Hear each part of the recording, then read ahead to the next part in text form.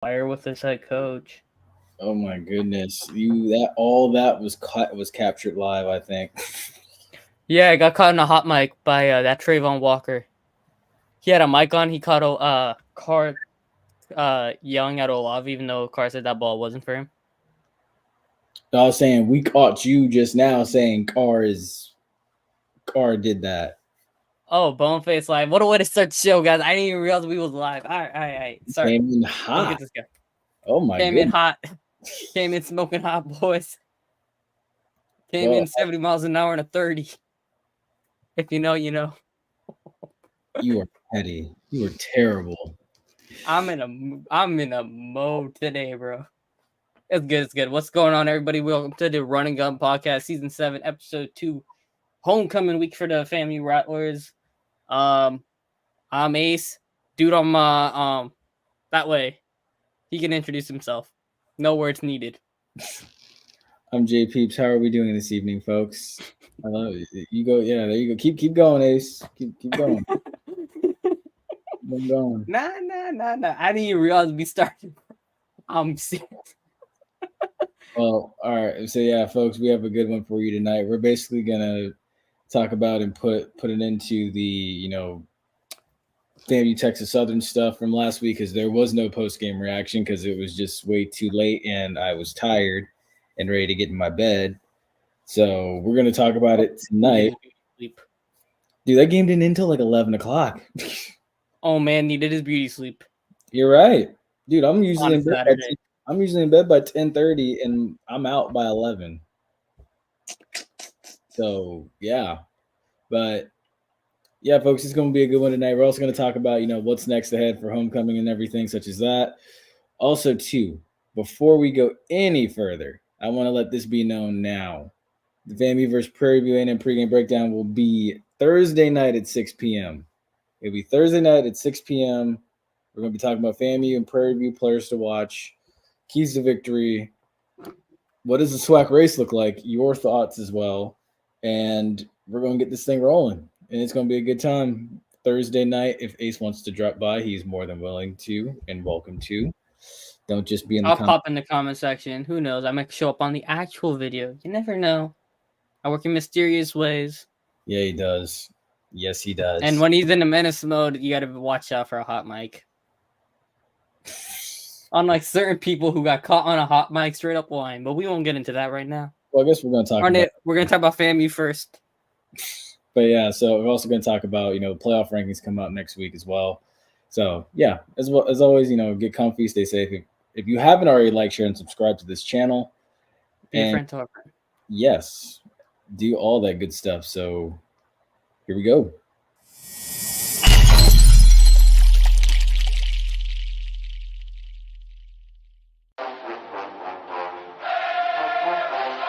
Hey, what's going on, guys? This is JP. This is the Bug. This is JC. This is Flash. This is Jimi Hendrix. And you're listening to you're listening to the Run and Gun Podcast.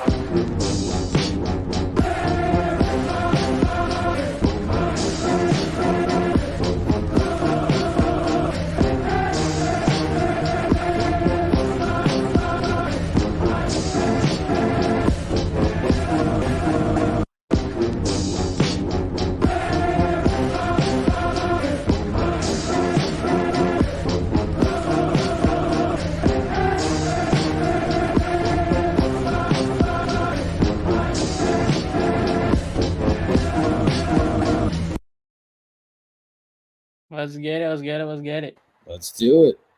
Let's do it. All right. So first things first, let's go ahead and flip all that. And I'm keeping my glasses on today. Oh, I'm watching the Lightning Hurricanes game right here on the side, so I have to see with my glasses to watch where the puck is and stuff. So yeah, we can't. We gotta tone it down. No, we're not. We're gonna keep it going 100 miles an hour. Don't worry. We're not gonna catch the spirit tonight, Deacon. I didn't need the glasses to come out. It's all good. I'm just saying. Had enough nonsense to happen and don't need no glasses to hold it back. So you know when you're really feeling it, that's when the glasses start to fog up. That's when you know you're really preaching. But Nah, you'll see the steam coming out my ears instead of the glasses frosting up. It's all good. crazy. Just All right, let's crazy. get into this FAMU Texas Southern game. Boy, was that a game of, how do I say this? Not a tale of two halves, because FAMU figured it out just before halftime, so I can't say it's a tale of two halves. Yeah. But I was checking that score. I wasn't watching it, but I was keeping tabs on it. Mhm. And I was doing an assignment, I think, it was Saturday. Yeah, I had to do a homework assignment, so whatever, diary. Anyway, so I went and I was checking it. Second half, it was 14-0, I believe, or 14-7, and then I'm like, all right, dang, I guess FAMU got caught on a off day or whatever, any given Saturday at this point.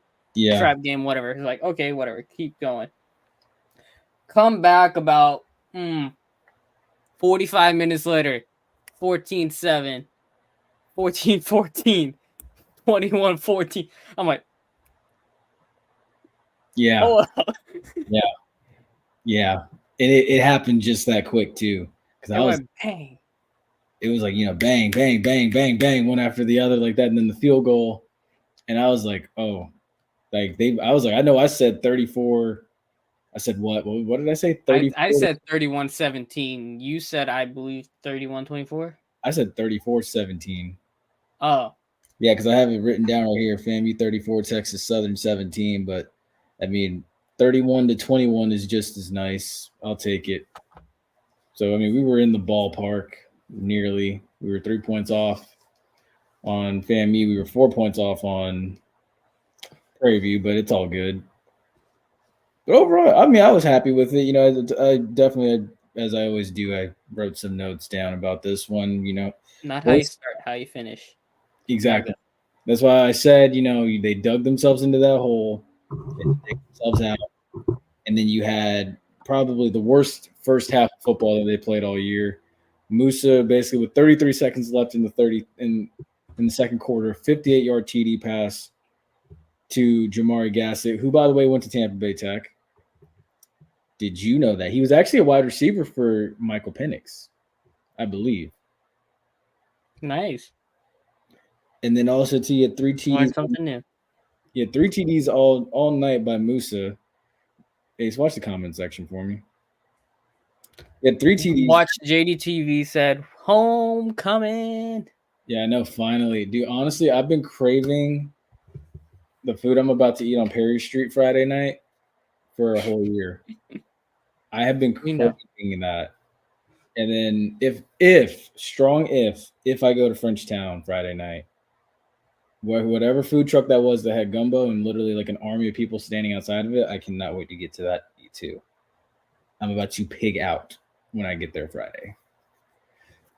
Which is also why we're doing pregame thing with FAMU and Prairie View early. Yeah, Thursday night, because Friday's a travel day. Saturday, we just won't have time to do it. So, yeah.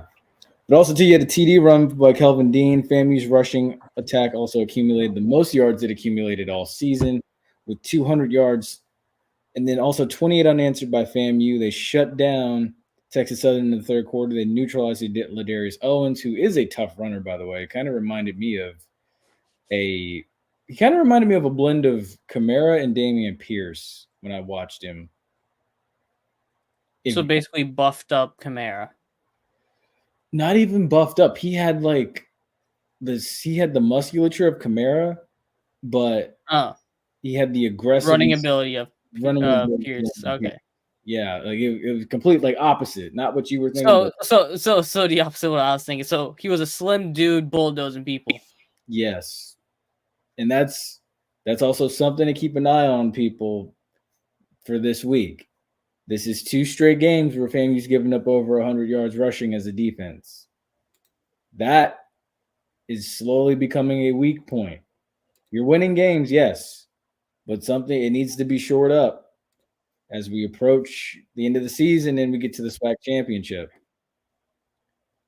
Which also, especially this is week 8 or week 9? I believe this was week 8, right? So this is game 7 for them. Yes, because there's you can't be having that kind of start, but it don't matter when you finish like how you did. Yeah, just sometimes you got to put that full 60 minutes when you get into wrapping up the season, when the games really you got to get to the desperate games for other teams. You got to make sure you have your own business taken care of. Exactly. Also, too, a little tidbit to keep an eye on, too, that I was going to mention Saturday night was, no targets for David Manigo since his first half drop. I don't know what, dude. Honestly, I don't know what's happened with that guy, but since 2019 was like his peak season. But after that, it's been a steady decline. 4 years. No, longer than that. He was a freshman in 18. So 18, 19, 20. Oh, yeah, the COVID. Oh, my God. Them COVID things. Jeez. Yeah. Well, it was a nice ride for him. Yeah. I mean, someone's going to make a play eventually. Someone's going to get someone hungry enough to make a play. But it all leads that with Notre Dame right now. And it all leads to this one right here. How can FAMU clinch the East this weekend? The assignment is simple. A FAMU win plus an Alabama A&M loss to Alabama State in the Magic City Classic this weekend secures the SWAC East for FAMU. Also, too, Gotta take care of business. Yes. Also, too, it would guarantee FAMU will win and have home field advantage for the SWAC championship. Yeah, pretty much.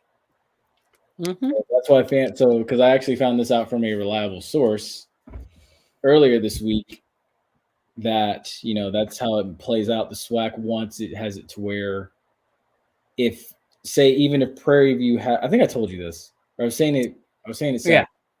If Prairie View were to win this weekend, they'd get the home even with a better record. Even if FAMU has a better record, even if FAMU went 9-2, Prairie View would still host, and so you'd have to be going back to Texas, for a game.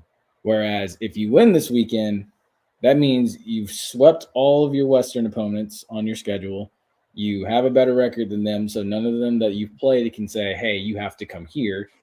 This game will be in Tallahassee, but then as well too, if Alabama State can pull off a win this weekend in the Magic City Classic, FAMU will have secured the SWAC East. Now, say if FAMU wins and Alabama A&M wins, it comes down to next weekend in Huntsville. And whoever wins, and if FAMU can win that, then FAMU will secure the SWAC East. Leaving only 2 games left on the schedule, still left to play with the SWAC East locked up and in safe hands. And that only leaves a Lincoln team that got blanked by Tennessee State, and of course Bethune, who should run out of Camping World Stadium.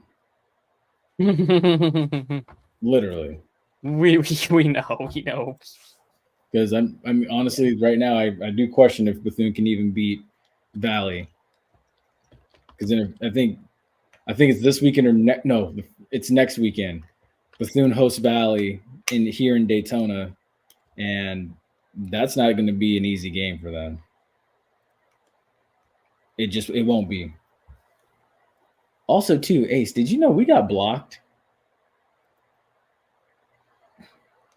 Yeah. Did I tell you? Yeah, Ace, did I tell you we got blocked? No. Yeah, you know what? It's emotional. I've gotten a couple blocks and unfollows in the last 2 weeks. So I'm not shocked. You know what? It's people that are just so damn sensitive. Yep. Losing to FAMU, and same people we've never had a conversation with a day in our lives or even care to speak to block us. So it makes us feel a little special that they sought us out to block us, because you took time out of your fantastic day or shitty day to find us, see our platform, and block us. That's so beautiful. So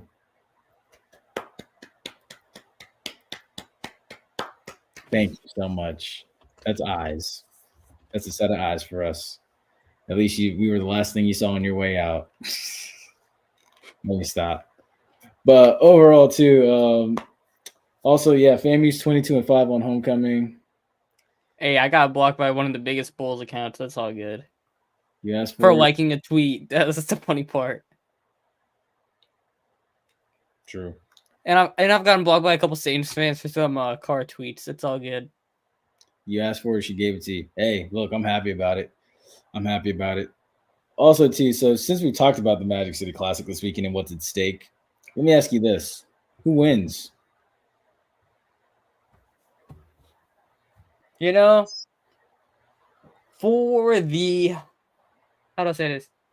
For the storyline, the narrative, drama and stuff like that, I'm gonna say A&M win so they can play it out next week.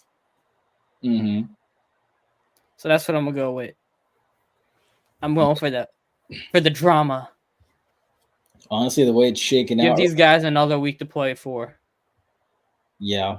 And honestly, dude, the way it's shaking out right now, like Quincy Casey's playing better football statistically than Stewart is for Alabama State. Donovan Eaglin's also running the ball better, and he's got better yardage and more carries than Howell. And then Cameron Young, he's not playing as good as football right now statistically as Keyshawn Johnson, but I mean it's about even in the receiving category almost. First game of the season is Braun getting his back blown out by the drunk. When we get to hot topics, we're gonna talk about this because there's a thing the NHL screwed up big time. They had 16 games. They could have put it for Friday. No games, big games was going on Friday. They decided to put it for the NBA season debut, which was stupid. But you know what? It's a good thing Braun getting his back blown out. Lakers are big of frauds as ever. Nothing new there.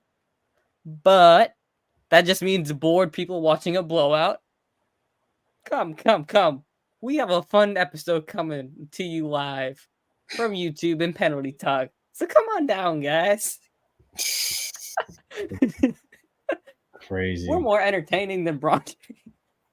More entertaining than who? Straight face. Huh? More entertaining than who? Than Braun getting his back blown out by Jokic and Murray. Oh my gosh. Well, I mean, dude, honestly, I'm just gonna be on Perry Street just walking around, to be real with you.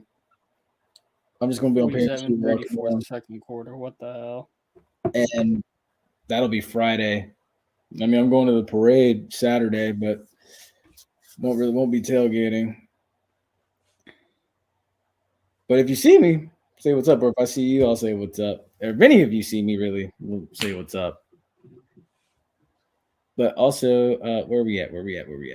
I don't know if you saw Thursday night. SWAC race. Oh, yeah. Well, I mean, we hinted at Right, that. we kind of already did it, though. So you want to move on? And I was going to say this right here. One more thing. Didn't shout out FAMU women? They won the cross country. Yes, they did. But I was also going to say, I don't know if you saw the MEAX Thursday night game last week. Oh, they have another one this week. Yeah, so NC Central and Morgan State played into a defensive battle. 16-10 was the final. So, what did you make of NC Central after last Thursday? I know they play South Carolina State this Thursday night, but I will say it was a defensive knockdown, drag-out type of game, but I mean, are they a good team in my opinion, in my eyes? Yeah, they're a good team. They're a very talented team. Do I think that they are the 10th best team in the country? No. I'm sorry. Not in the FCS. Maybe that's just me being a tough grader, but no. Tough grader. I mean, how do I say this? They remind me of. Now, I just had it. Now, I will say, I say Oregon. They remind you of Oregon. Well, no, not Oregon. Their defense is better than Oregon, but it's like they're like one of them good teams that shouldn't be in the top 10, but they're in the top 10. I'll say this: they are a good team. They're a good team. I will say this: they have a 30-16 win over A&T. They got blasted by the 24th team in the country, 24th ranked team in the country in UCLA. Blasted Mississippi Valley as they should have. Beat Campbell in overtime by 1 point. Beat a good Elon team. Undefeated against CAA teams? Is that what they are? Let me double check. Yeah, CAA teams. They're undefeated against those teams. So, I mean, I give credit where credit is due, and then, of course, conference games are the toughest games to win. So, I mean, look, do I think they're going to win their conference? Do I think we're literally counting down to a FAMU NC Central type of battle? Yes, I do think that's what's going to happen. But, to put them in the top 10, I don't see it right now. I don't see it. Not right now. I need to. I want to see. I'm going to watch again this Thursday night after we do this little breakdown and everything. Of course, I'm going to watch again Thursday night and just see if there is an improvement. But I'm expecting maybe there to be a little bit of a challenge there against South Carolina State, possibly. The good thing is they get South Carolina State at home, so South Carolina State's just sleepwalking. They're just like, yeah. They're surprisingly 3-4 right now, which is more. But they ain't taking squad serious right now. Told you, buddy. I expect NC Central to win. I'll just leave it like that. I do too. So I expect them to win, but again, it's counting down to a collision in Atlanta. And who knows? Maybe both teams will be in the top 10 by the time they get to Atlanta. It's a possibility. But, let's go ahead and swing on over to the NFL now. So, your boy Trevor Lawrence. Football. Finally got his first win in New Orleans. Good for him. I'm happy for him. Trevor not about that BS. After 2 failed attempts in the national championship against LSU and then again against Ohio State, getting blown out in both cases, in a sense, finally came through. And Chris Olave getting yelled at by Derek Carr. He said, You want to get into that? Sure. I'm all ears. Cool. So, the Jags did me a favor today. Actually, they did me 2 favors this week. First, they beat the Saints in primetime on national television, made the offense look incompetent, which was a much-needed thing, exposed Derek Fraud, and then they went and they did me another favor today. One of the podcasts had posted a link. I'll pull up the exact podcast. I'm going to give them some credit here for it, so give me a second while I put it up. Okay. Touchdown Jaguars podcast. Shout out them. Are we sharing this? Yeah, I guess we can share it. Give me a second. Yeah, give me a second to present it. It's gonna share screen, window, Chrome tab. Here we go. Share. Add to stage. Is it up? Y'all see it? Yeah, we see. Yeah, this video. Trayvon Walker had a mic on for the game for the Jaguars, and the play where Derek Carr went and launched the ball 5 yards out of bounds on an Olave go route. Even though if you ever watched that play, you would see that ball should have never went to him, and he screamed at Chris Olave for stopping about 20 yards down the field on the route, and then. We saw it during the game. He was screaming, and you could somewhat lip read what he was saying, and he was directing it toward Olave, right? Post game comes, and he goes and he says that he was not mad at Olave, and he was just yelling at everybody and not directed at Chris, right? Okay. And he said that ball was intended to go out of bounds. His head coach even said that ball was a throwaway because Chris didn't run the right route, right? Michael Thomas comes Saturday, right? This is story time for me, so y'all just bear with me, right? Michael Thomas comes Saturday after Dan Orlovsky posted Friday a video of the play breakdown saying that ball should have never went to Chris and it should have went to Michael Thomas on the backside, who was open on a post route, or Taysom Hill breaking on an out route, right? It was a deep out. And Michael Thomas says, yeah. Actually, I have the quote on my phone. Let me pull up exactly I got my receipts, Don't worry about me. I have a whole bunch of goodies. We keep receipts around. Cover 2 backside dig. It's in my notes. Is the throw. Let's get to another topic. Y'all not telling the full story. Is exactly what Michael Thomas quoted Dan Orlowski's video and said, right? This was Saturday at 12:22, right?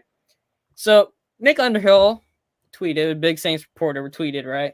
Olavi said after the game he'd take blame on that play, and no question he should be running that all out. But that pass was never supposed to go to him, and he's not even in the progression. That's what Nick Underhill said, right? Michael Thomas comes in the replies now, and he says exactly his job is only to collision outside shoulders or of the defender. He is never the throw, not even on alert, right?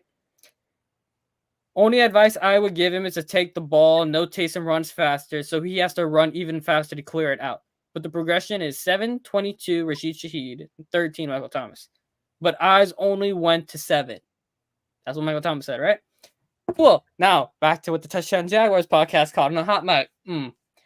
Top moment of the week, mic'd up, had to be Trayvon Walker telling Derek Carr that our DBs had the thing on lock and when he was chewing out Chris Olave. Derek Carr is on a hot mic. I don't know if I could play the video. Yeah, I don't think the video is going to play. But anyway, it's basically him saying, what are you doing? What are you blah, blah, explicit. Click on Chris. Open it up and see if it doesn't then. And turn your volume up. Well, I don't think it's going to work, but okay. No, it's not working because the audio is going into the mic for the input, so it's not going to the computer. Oh, but anyway, we know what he's saying here. He basically gets caught on the hot mic saying, like me earlier, he got caught saying, what are you doing, Chris? Why are you not keep running? Blah, blah, blah, right? And Trayvon Walker comes and says on his mic, it wasn't there, Derek. It wasn't there. So basically, Michael Thomas and Trayvon Walker have both exposed QB1 and head coach 1 for blatantly throwing a player under the bus and lying. Now, wide receiver 1 Chris Olave didn't do him no favors by trying to pull a Henry Ruggs, getting driving him to insanity because he could have actually hurt somebody. But that was a publicity stunt by the police over in Parrish County or whatever the hell that is. Kenner County? I don't even know. What, with Chris Olave? Yeah, last night. He got arrested for going 70 and a 30. If you never know, 35. If you picked up my comments earlier. Oh, don't worry. Yeah, I picked it up. But I mean, look, you can't do that. That's not. You shouldn't be. He can't do that. But his brother went and said he was He was going home from CVS. So I mean, Chris, you got 72 hours. You don't need to be speeding to CVS to get what you need to get. So I'm just leave it like that. Just dumb. All I'm gonna say about that. So that was a stupid young mistake. Now, if I'll say this, Mike Thomas, he needs to go be a vet for Chris Olave because Olave's in a dark place right now. He's been a professional taking the blame for his head coach and his QB's mistakes. But people are saying silent quitting, I believe it's called. Quiet quitting. That's the phrase they're using these days. For him not going 100% on every route. Which, understandable, fair. He should be going all out every play. You're a professional. Now your quarterback's not doing you any favors. But you kind of like when your quarterback's missing wide open post routes. Do I have it on here? Give me a second. I'll have to find the tweet of it.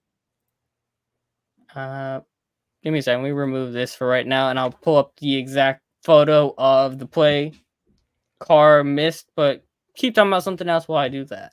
Oh, well, I guess the other thing we can talk about is basically, how the Falcons have become the team to beat in the South now. Honestly, in a game where Atlanta, I thought, should not have won, they caught a lot of breaks. I will say I don't think the NFC South is a very challenging division, but the Falcons, they sit on top of the throne right now. They do. And everybody's making Desmond Ridder look a lot better than he is. Can they keep it going? If so, for how long? That's the question. So we'll see. Also, too, the Ravens, they humbled the Lions this weekend. And also, too, the Eagles in those Kelly Greens looked really good. I was impressed. Now, the refs were helping them out a lot, but we won't get into that. That's Also true. But I will say though too, Darius Slay calling game at the end there. That was pretty slick. Oh yeah, that was good. But I'm just saying, Somebody said it should be mandatory that the Eagles wear their Kelly Greens and the Giants wear the old '90s look whenever Yeah. they play each other. It should be mandatory. Which, I agree because I want to see that uniform combination. Oh, we got something here. Trying to find this stupid thing. I don't remember what I used to search. Here it is. Playing for the Saints will send you to a dark place. Nah, playing for Derek Carr will send you to a dark place. Look at Henry Ruggs. Stop. Oh my gosh. And it said, if Derek Carr's name was Derek Carr. I can't Carlisle, he would be breaking into CVS right now. I don't get it, but okay. Just terrible. Just terrible, man. But also, too, an NFL. Oh yeah, this was something big too from last week. An NFL executive says that the goal is to limit different playing surfaces in the NFL. I actually have the link for this because pull it up. will. Where is this photo? Oh, here we go. All right, give me a second. So right, how do I search this? Let me put them here it is right here. Turf versus grass. It's complicated. The topic is under discussion at this week's NFL owners meeting, where league officials say recent research on playing surfaces in the stadium is off to a good start, but that comes with inherent challenges. Mainly 30 NFL stadiums have a wide variety of fields, making it hard to make strong recommendation against any one thing. Vice President of Health and Safety Jeff Miller said. The Players Association has made it clear it prefers grass, calling it simply safer in a September statement. I think the goal needs to be to limit the number of different surfaces that our clubs play on, so a player has the appreciation when he steps onto the field in one city that's going to feel very similar to the surface that he steps on in a different city, so it doesn't feel hard or soft or sticky or slick. Miller said he knows what that's going to feel like. Therefore, the appreciation for what it is going to satisfy him to some degree. The NFL does not have a uniform policy on the types of surfaces used in the league cities. The NFL Players Association is mandated in the collective bargaining agreement to work with the NFL on best practices. Quarterback Aaron Rodgers and Minnesota wide receiver Justin Jefferson are among the stars who suffered significant injuries on turf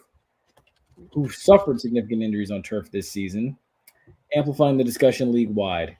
And honestly, to be real with you, this is a topic that should have been had long ago. I feel like certain stadiums do need grass. I feel like, not Giant Stadium, that's gone. MetLife or Meadowlands do need turf. The fact the NFL still uses turf shows that the players aren't valuable, and Justin Jefferson is way more replaceable than your average good midfielder in soccer. Think of it like this. The NFL is now changing to grass fields in MetLife because of the FIFA World Cup coming next year. Not next year, in 2026. That is the only reason why they're changing the turf. And if it didn't come, they would probably never change it. Do you know how long MetLife had like that AstroTurf, that old AstroTurf? Wow. Exactly. They had it for a long time. And then this new turf, you know how long, like, remember old, Drunk probably remembers, but old Veterans Stadium in Philadelphia, that was turf. No, not field turf like we have today, but it was an AstroTurf. Georgia Dome used to be that AstroTurf. So like it's that stuff you don't want to come back. That can't come back. But everything, needs to be grass. Almost everything. Especially if it's outdoors. It needs to be grass. I found it. Oh boy. Hold up. All right. If I'm Chris Olave, I'd be getting mad. Can you put your mouse on Olave and circle him? Okay, Olave is right here. Okay. Ain't nobody around. Of course. And right when car drops, check down. Can you play it? Or He was open from here. He could have thrown that here. Is this just an image or is this a video? This is just the image of it. I do not have the video of it, but yeah. Yo, what is he? He has two people coming wide open. He has Olave and Yeah, him here and Shaheed at the bottom. Yeah, Shaheed was quitting in this game too, by the way. Well, he didn't quit. He went, and you ever went and when you were a kid and you're playing, you're like, hold on, carpet. Yeah, no, Will. Yeah, you're absolutely right. Yeah, that was that old. It was the old carpet. Yeah, and it from what I've heard from people, it was not safe. It wasn't safe. If anything, really, in Old Veterans Stadium, Michael Irvin's career ended on that carpet. He said, "Hey, what did he say? He's crazy. I'm only 30. Chill." It's okay, hey, dude. you're right, wrong. You're right. I'm 26, and I remember it. Say what you want about Dalton. I already going to what Will's saying, but yeah. Hey, you cooking? You right. I already said this. Olave wasn't doing the kind of stuff he doing this year when Andy Dalton was his quarterback. Just saying. Oh, hey, this one's Well, you and me both. We had this conversation. I want to say it was like March, April. We had this conversation. I didn't want the man. What I've been telling. I knew from the get-go. I knew, and that was part. But anyway, let's talk about some other stuff besides the Derek Carr and the Saints and bad turf and stuff like that. No, it's check down Carly. Get it right. Check down Carly. Not Charlie. Check down Carly. Oh man. Hey, you made your bed, you gotta lie in it. But for how much longer will you be lying in it? I would take that dead cap and get him off my team so fast. Because they're already talking about firing Ron Rivera, which means Eric Bieniemy hopefully might be getting a promotion. Oh, and Washington, yeah. Yeah. Which honestly, I would welcome that. I think him and Sam Howell together will get better. Yeah. I think it's just some growing. They need a better offensive line. That's very true too. They do. They need a much better offensive line. They need some much needed improvement. But let's talk about some other stuff. The Vikings looked pretty good last night. I came away very impressed. I thought, to be honest, I'm gonna be real with you. I really thought the Vikings were gonna blow it up. But they're 3-4. They looking real good the last two games. They put the top 10 chain on Kirk Cousins. Hey, I'll say this. I'll take Kirk Cousins over Derek Carr any day of the week. Mm-hmm. I don't even care if it's prime time. Give me Kirk over Derek Carr any day of the week. But all right, back to the Vikings look real nice. Jordan Addison look legit. He got hurt, though, sadly. The Vikings defense, give Brian Flores credit. Started off rough, got better every week. Mm-hmm. That's what you want to see in a team. Mm-hmm. Honestly, look, hey, Jordan Addison ate up for me in fantasy, too.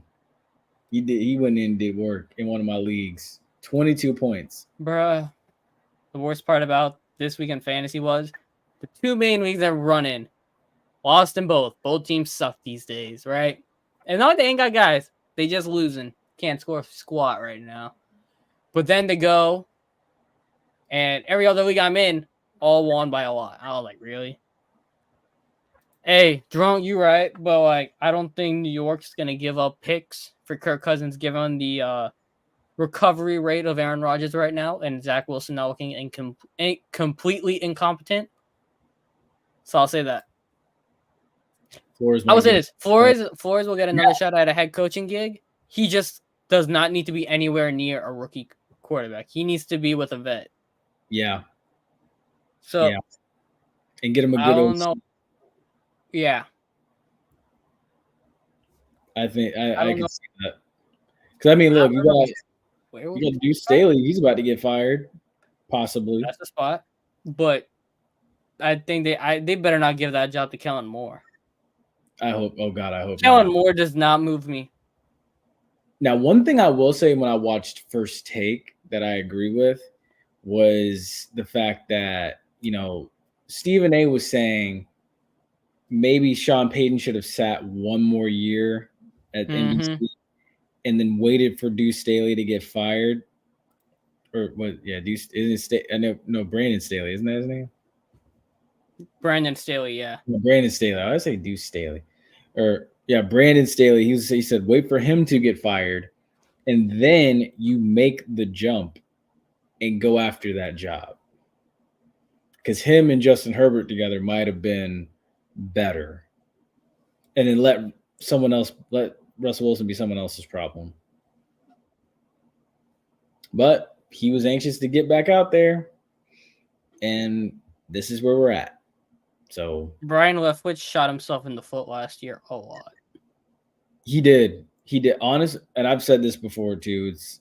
I would say he's better than Matt Canada. I have my issue with Matt Canada. Every time the Steelers make a big play, he shows zero emotion, which is somewhat concerning. Yeah. I don't know. It's like, as a coach, there's a photo Deontay Johnson posted. He made a catch, right? The Steelers needed him back bad, but he made a catch, and you see Tomlin with the emotion coming out on the sideline. If I can find this photo, give me a second. I have it on my phone, the one that I'm thinking of. But you see the emotion from Mike Tomlin, right? When the Bills lost to the Dolphins last year, right? You saw Ken Dorsey getting mad at himself and at the play, right? Yeah. You want to see emotion from a coach to an extent, right? You don't want to see them berating players to like extreme, but you want to see them show that they actually care for the game and not be a robot, right? But then you go now and you have Matt Canada, and the bro does not show any emotion. But then you go and you got this photo from Deontay Johnson and Mike Tomlin, and you seeing the two of them, they vibing, right? Tomlin up here, and you got Deontay over there, right?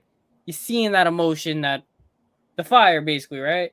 But then you go and you watching Makanda. Pickett throws the game-winning play week 4.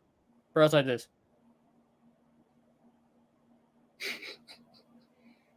Because Kenny Pickett audible to play and change the play and won the game. Same thing. Like, George Pickens made a back shoulder catch this week against the Rams. Nothing. Just what I'm saying. So, like, I don't know what Brian Leftwich would do better than Matt Canada, but I don't think it would be worse than what he's doing. I will say, Byron, when you said, I agree with what you said. Byron Leftwich did shoot himself in the foot. I think a lot would have been covered up if Bruce Arians had stayed.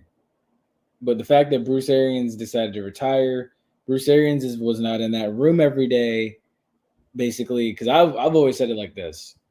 When they were putting the game plan together, Monday through Saturday, it was Bruce Arians, Byron Leftwich, and Tom Brady in that room. Bruce Arians had the balls to stand up to Tom Brady and say, this is what needs to happen. This is how this needs to go. And then Tom Brady probably throw his input in there as well, too. And they go back and forth and figure it out. And everybody's happy. Bruce Arians is gone. He's not in that room every day. Tom Brady is far outranking Byron Leftwich. So, yeah, I can kind of see why this went south real quick.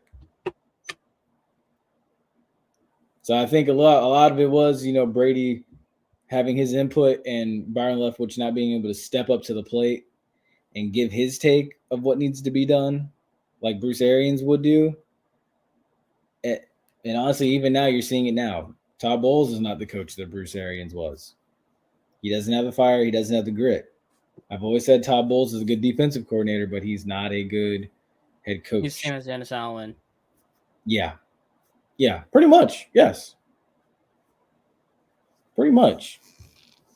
So, yeah, I think Byron Leftwich is going to still be waiting. Maybe next offseason he'll get a call for something. Maybe. He still has a lot of growing and maturing to do.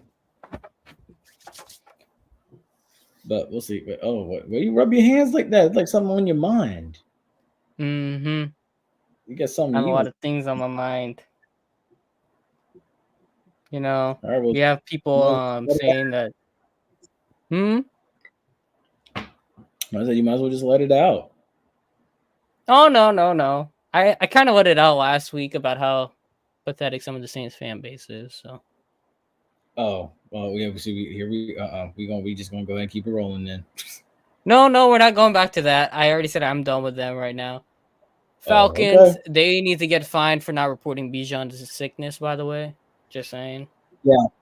Yeah. Honestly, dude, nothing's gonna happen to the Falcons, man. They'll probably get fined for it. Maybe lose a draft Yeah, pick that's or what I mean. something. Just a fine. They won't lose a draft pick. They'll just get fined, like a lot. Yeah. See, But that's about it. it's different than if it's in college and stuff. So nothing's really gonna happen to the Falcons.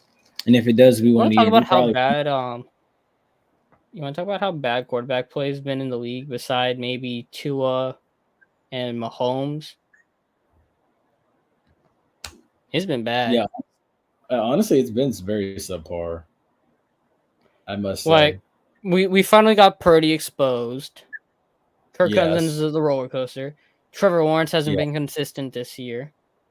We already that's know how true. bad Midar is. The Bears, like, come on now. The Raiders, they're a disaster. Justin Fields needs to get out of Chicago. Yeah, Hey, the I'm Raiders are hoping just Tyson Bagent does good so they can fool themselves into thinking they need to trade Fields. Joe And do Burrow. everybody in the world a favor. Yeah, Joe Burrow's been. I can't even say what Joe Burrow has been this season. Joe Burrow's been a roller coaster too. The Bengals are 3-3 and are worst in the last place in their division. That's to show you how good the AFC North is. Deshaun Watson's been terrible. He's Yeah. hurt and terrible. Kenny Pickett's been a roller coaster. The Steelers are somehow 4-2. Don't know how. The Ravens 5-2. Lamar's been inconsistent too at times, but Lamar won and played like 2019 Lamar. Yeah. So that was good. Mac Jones been a roller coaster. He's been inconsistent at times. Well, he's been terrible for the most part, but he had a couple good throws against the Raiders. Not the Raiders. Who the hell they played this week? The Bills. By the way, Yeah. Josh Allen, roller coaster and sucks against his divisional teams besides the Dolphins. Mm-hmm. Dolphins, I already talked about Tua. Texans, CJ Stroud has been good, but he's still a rookie. Still got growing pains coming through. Yeah. The Colts, Shane Steichen is the reason why Jalen Hurts cooked so well as he did last year. I'm fully in the belief of that, and it wasn't Sirianni, it was Steichen, because Colts are the only team to not score less than 20 points all season, and they dropped 30. How much they dropped on the Browns? Give me a second. 30 something they dropped. 38. They dropped 38 on a team. Yeah, it was 38-39, and the Browns won. If you think Fields clearly better than Bayesian, I got yacht to sell you.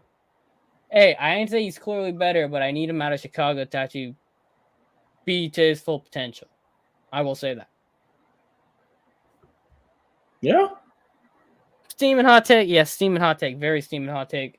Yeah. Think of it. You look at the Eagles' offense last year compared to this year and how bad they are in the red zone, how inconsistent it looks in moving the ball at times. Yes. You can't tell me it wasn't Steichen cooking last year, considering he's got a team with Gardner Minshew doing better against the Browns defense than Brock Purdy and the 49ers healthy did.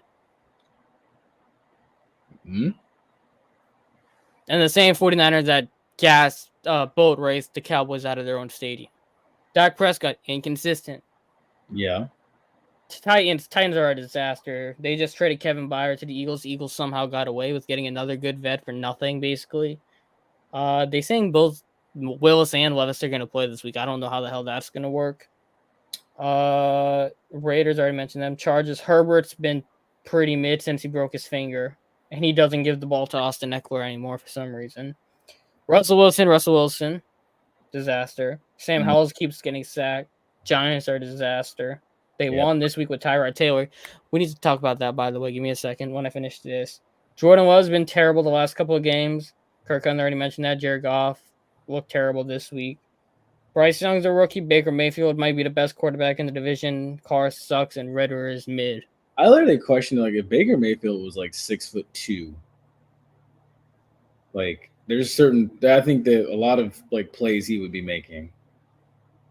Titans minor league team for the Eagles. Derrick Henry to the Ravens. I need that so bad. If Derrick Henry ends up on the Ravens, oh my god, that's gonna be so special to watch. That's gonna be scary. That's gonna be scary. That would be like, where Henry's when you need him at that point. He would come on here for that. He would come on here. Hey, mark it down. Keep an eye. Ravens might be pulling for a running back. I ain't know, but I'm saying if Ravens pull for Derrick Henry, oh my god, that's gonna be something special right there. If they trade for him and that happens, I'm just gonna go ahead and just take Gus Edwards off my fantasy team. I'm just gonna go ahead. My fantasy team's a disaster, so we don't need to mention that. I mean, I'm slowly climbing out of this hole. I'm back in the playoff hunt. So I'm in 2-5, bro. My fantasy team sucks. I know, yeah, dang, you lost to your brother. I couldn't believe that. Yeah, Deshaun Watson, -1 point, and I had Kenny Pickett with 15 on the bench. It happens. It happens. If Baker was 6'3", he'd be Josh Allen. Yeah. Yeah, I agree. Baker would be really good if he was just a couple inches taller. He would be. All right. Speaking of quarterbacks, the heart. 100 years a franchise has existed, and they finally had their first black quarterback win a game. I saw that. That is embarrassing for a franchise. They should be ashamed of themselves. Very. I never knew the Giants never had a black QB. Josh Johnson might be the only quarterback I know who actually played for them before Tyrod Taylor. That's crazy, man. That's crazy. Given the somewhat quality QB play that they've had, Phil Simms, Eli, they had Kurt Warner for a while. Sean Watson 3 massages away from caring about the Browns. Don't worry. Flash is trying to extort me for Kenneth Walker. I don't think that's gonna happen. We ain't letting that happen. I told him, you give me Kenneth Walker and CJ Stroud, I'll give you, or Kenneth Walker for a CJ Stroud and Olave. That's all I ask for, especially with how Olave's been the last couple of weeks. He wanted James Cook and Kenneth Walker for Olave. I was like, yeah, no. Blatant extortion right there. All right, moving on to college football, and then we'll get into hot topics. They haven't released the rankings yet, I noticed. They haven't. It's next Tuesday when the rankings come out.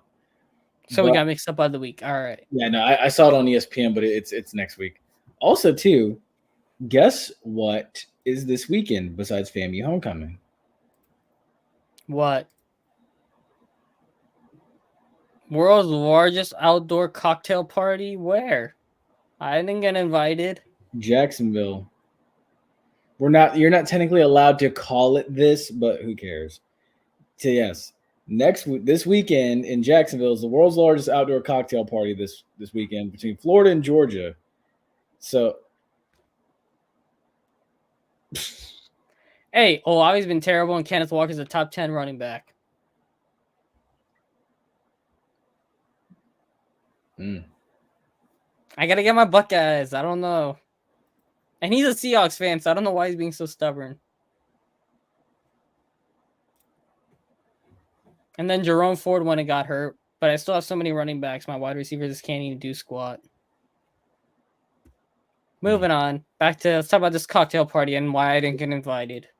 For one, these tickets are probably a pretty penny since Georgia's really, really good and Florida's coming in 5-2. But at the same time, it's like the amount of alcohol that gets confiscated at this game every year is just utterly insane. It is utterly insane. I want you to go look up how much alcohol gets confiscated at the Florida-Georgia game every year. But it's always a good game. It's worth the watch. But can they confiscate if you're above 21? If you're above 21 and you are caught for one, that's illegal. If you're above 21 and you're caught giving it to minors, oh yeah, you're definitely in trouble. Yeah, you're in trouble, and yes, it does get confiscated. But if you're caught and you're under 21 drinking it, it's getting confiscated, and you're likely still in trouble. And even still, walking around there, there's bound to be people that are from the age of 18 to 20 drinking.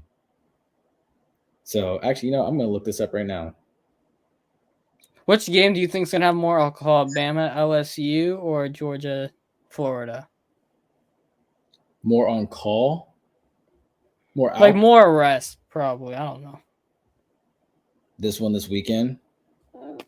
Well, both games are this weekend, Alabama LSU's next weekend. Are you wait, LSU's on bye this weekend then? Yes. Okay, that's why I knew LSU's next games versus Bama, but I thought it was this weekend. But I was like, yeah, once like. So back in 2016, more. And it's Halloween weekend, so some wild stuff gonna happen. Here's what happened back in 2016. Police confiscated more than $500 worth of alcohol from one underage Florida Georgia tailgate, just from one. So pretty much, oh my goodness, they have the picture. Oh my gosh. Dude, that's insane. This is back from 2016. Booze Hall follow-up. Everyone in this Georgia-Florida tailgate was under 21, so the cops took it all.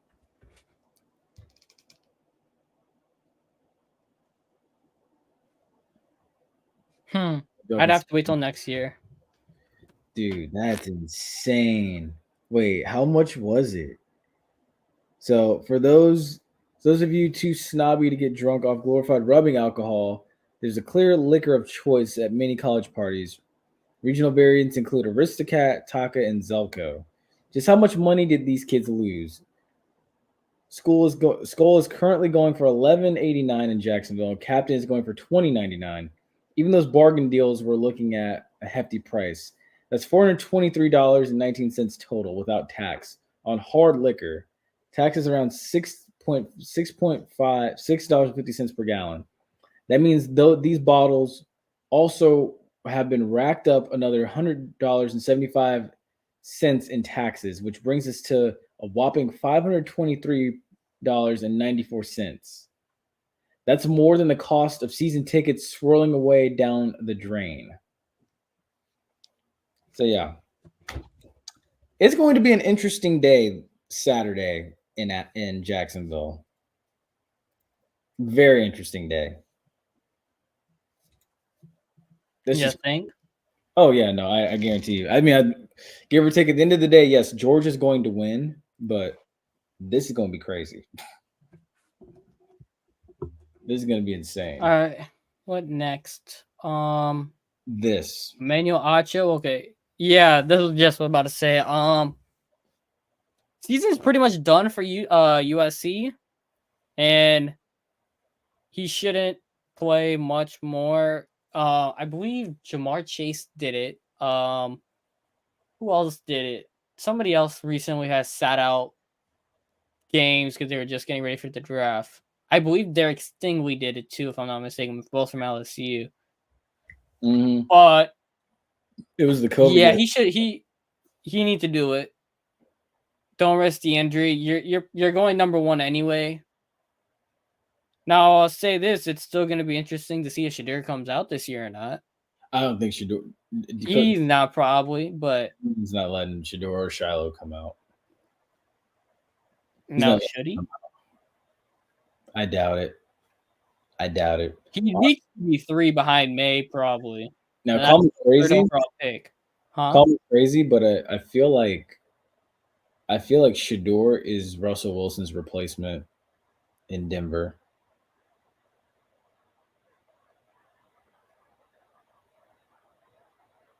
I hope not. I hope he doesn't end up in Atlanta or Denver, because I don't want to have to see Champagne have success, and I don't want to see Atlanta have success. Never know. No, I think Denver's taking a quarterback this year.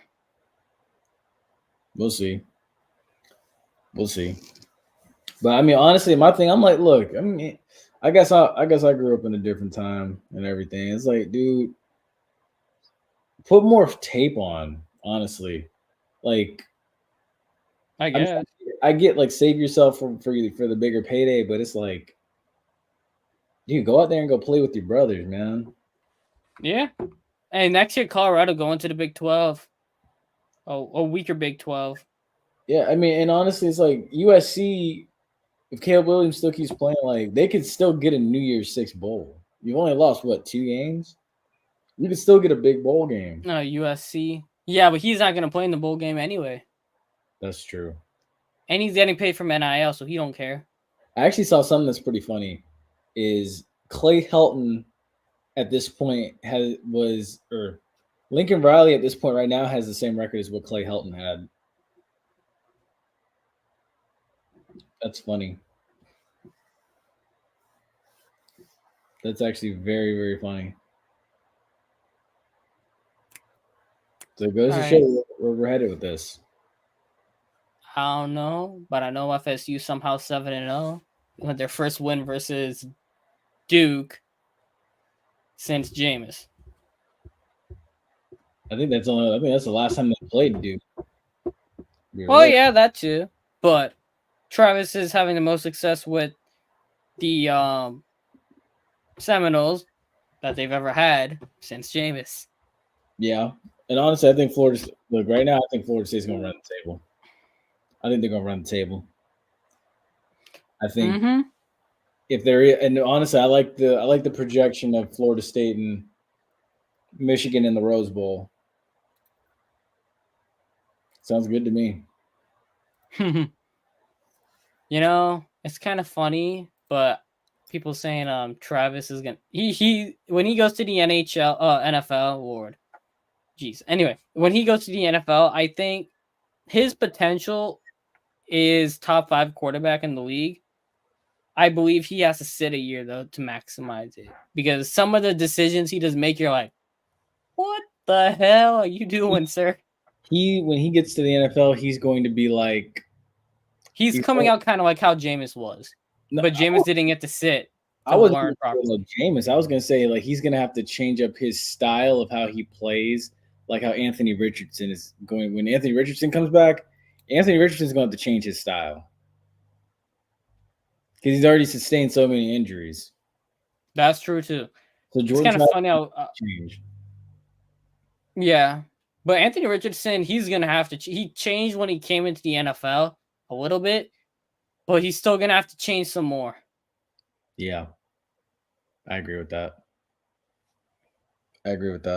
He's also got to put more muscle on if he's going to be sustaining these types of hits. Mm-hmm. So, yeah, I can get with that. Now, I will say he does have a lot of talent. He just got to tweak a little bit of things, and he should be good. Now, would I take him over Jaden Daniels? If I like a GM, would I take him over Jaden Daniels? That's a conversation that would probably have to be had too, because Jaden Daniels, if he didn't lose against FSU and Ole Miss, he would be the Heisman favorite. If his defense could have actually stopped the fly. I saw someone say the Saints should draft him. I mean, he better than the fraud. I won't be against it. Now, I would prefer if it was Shedeur, but Shedeur not coming out. Penix's age in his knees it kind of gives me a little bit of pause. But Penix is real good too. What about Bo Nix? It's just no, hell no. What about Drake May? Yeah, but that ain't happening. They're not going to be second overall pick or third, depending if Chicago gets top 2 picks. But still, that's true. Drake May is not realistic, but I would say after those 2 guys, right? After Williams and May, if Shedeur doesn't come out this year, I would say it goes Jaden Daniels, Jordan Travis. Well, Penix, Daniels, Travis, Ewers.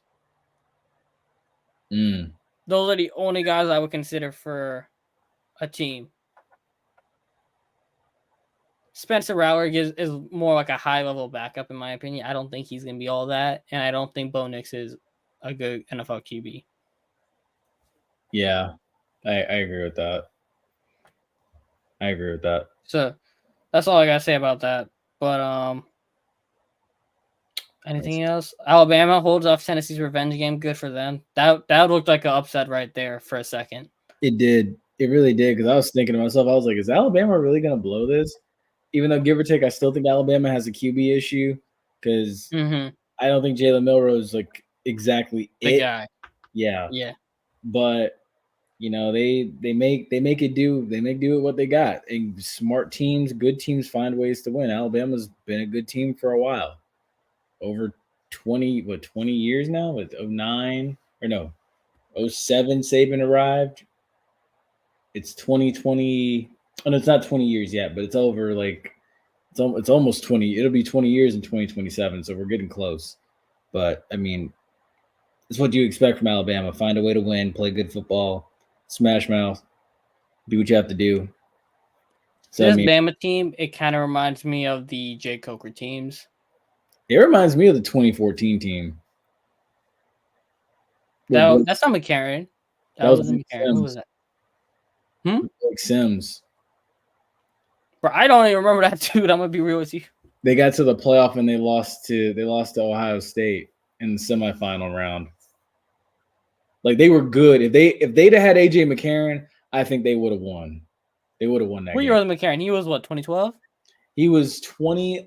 He was he sat behind McElroy in 2010, and then he left in 2012 after the 2012 season. Or no, he left after the 2013 season. Okay, yeah, I knew he was like around 2012 or 2013. I remember the exact year, but I knew thing. But yeah, I forgot about Blake Sims. I'm gonna be real. He's that forgotten one because he didn't win anything except an SEC championship. So yeah, 2014. You said that wasn't the year Ohio State won. yeah, it was. That was the first. College football playoff. Mm-hmm. Oh yeah, Jameis Mariota was the Rose Bowl. That's right. Yep. All right, now I remember. Yeah. I thought that was who won 2015. Alabama. That was the first Bama Clemson one, right? Yep.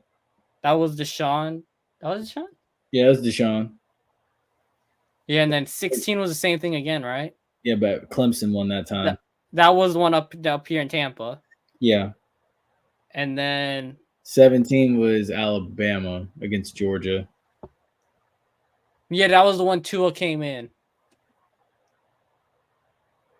Yes. Wasn't it? That was one Tua came in. Yes. And the next one, Jalen Hurts played in it. The next one was Tua against. Yeah, Tua won it, but Jalen Hurts came in. It was Tua and Trevor Lawrence, and Clemson blew out Alabama in 2018.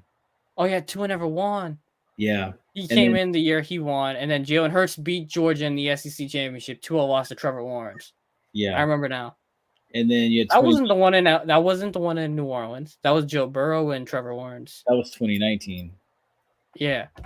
And then 2020. Yeah.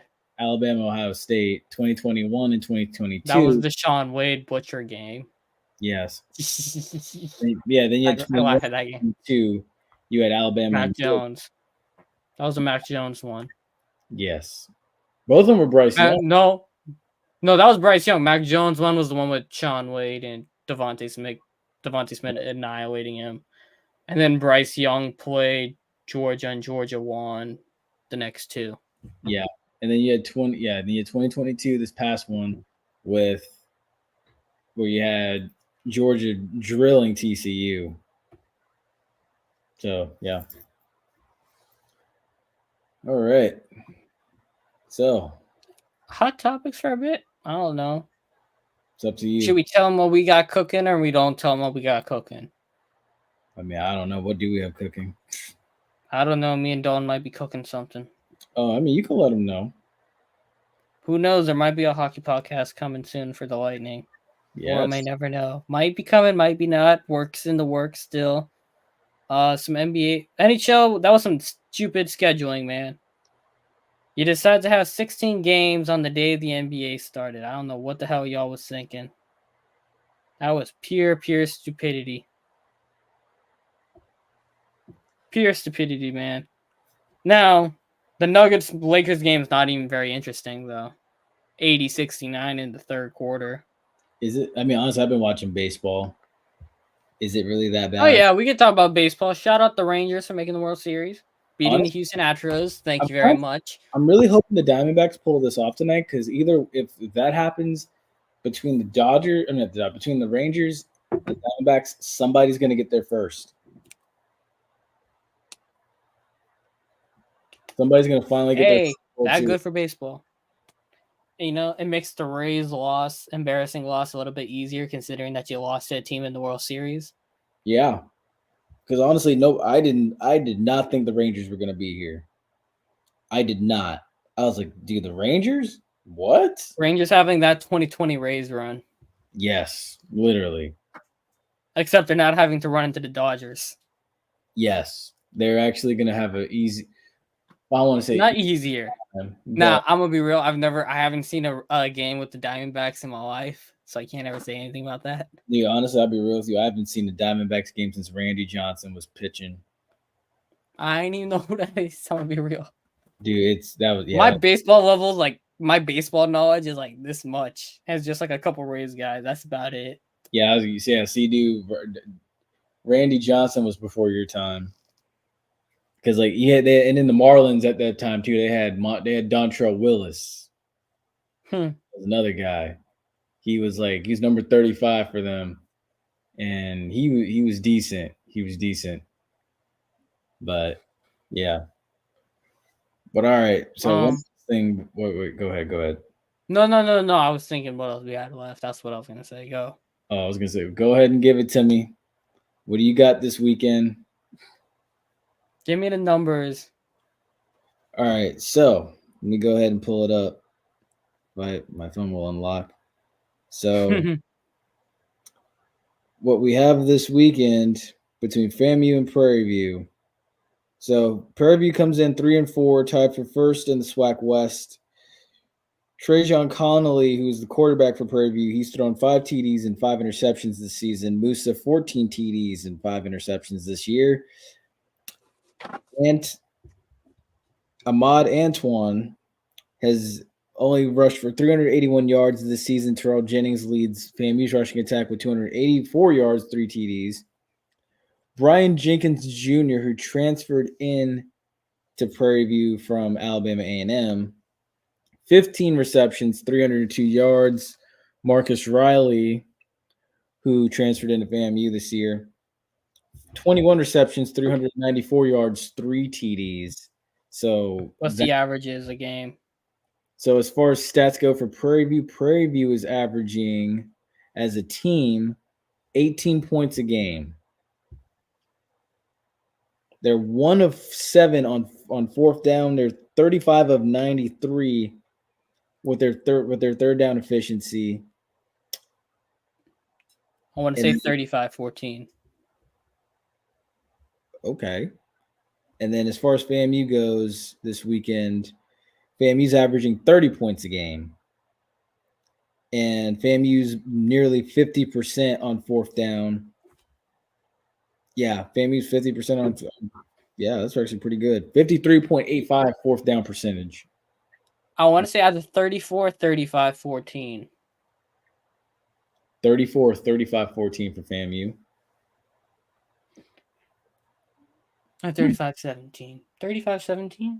I'll give him an extra field goal. 35-17. Okay, so he's got FAMU winning 35-17 this weekend, folks. And you will have mine on tonight. Yeah, you never know. I might show up. I don't know. Depends on the schedule. Tis true. Tis the way of life. Yeah, it is. My schedule caught me last week. Boy, I was busy. I was like, holy crap. Schedule catching up to me again this week. I'm like, good God. It's all good, man. Hey, but that's going to do it for us for another great episode of the Running Gun Podcast. With me, Ace, and Jay Peeps talking nonsense. Yes. Now it's time to not nonsense. Quality nonsense. Better. We have more consistent takes than First Take. I can't stand First Take anymore, man. Stephen A. Smith, it drives me crazy. The way how he flips up his takes. It's embarrassing. Hey, honestly, I'm usually out and about, or I'm watching, especially this time of the year, I'm usually watching Halloween films versus watching First Take. So I can't offer my opinion of that. I haven't watched First Take since sophomore year of high school. There you go. The defense rest. But yeah, folks, that's going to do it for us this evening. If you made it to here towards the end of the video, don't forget that, Thursday, this is going down. FAMU Prairie View pregame breakdown Thursday at 6 p.m. Don't be late, be there, or be square. We're going to talk about everything. This guy might be joining us. But as always, folks, yeah, you guys have been a great audience tonight. Stay safe, stay blessed. We'll see you Thursday night. I was waiting for him to say something. You want me to say something? All right, cool. Stay safe, stay blessed, like JP said. But Derek Carr's a fraud. That's how we're gonna end it.